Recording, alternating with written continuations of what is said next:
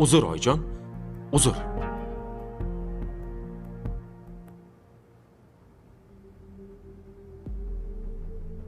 Katta yigit. Uyda o'tirishi g'alati. Mayli, qanchagacha yotarkan. Xotiniga asab tutyapti shekilli. Uni alamini mendan olyapti.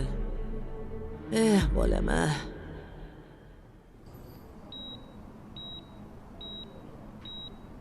Qizingiz qachondan beri shunaqa?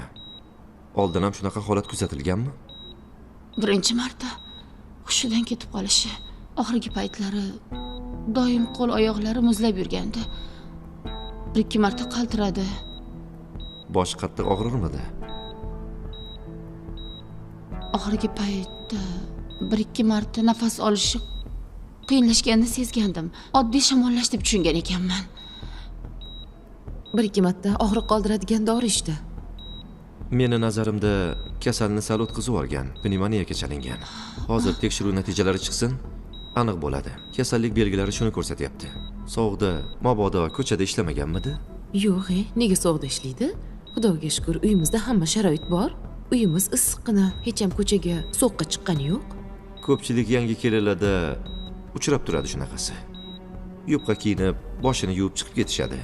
Sovuqni o'tkazib yuborishadi. Yo'q, xudoga shukr, unaqa bo'lgani yo'q. Aha. Endi nima qilamiz? Davolaymiz, kursdosh, siqilmang.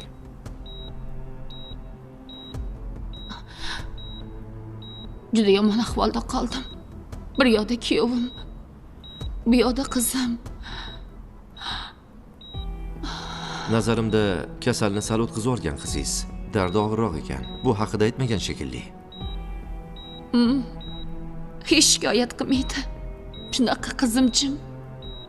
Ha, hech ham shikoyat qilmaydi. Agar shikoyat qilganda chorasini ko'rardim. Xo'p, biroz kutamiz. Tahlil natijalari chiqsin.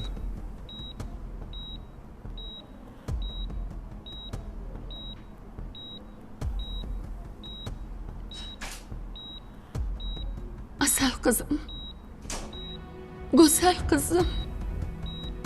Nima bo'ldi senga? Jon qizim. Onangni qo'rqitma.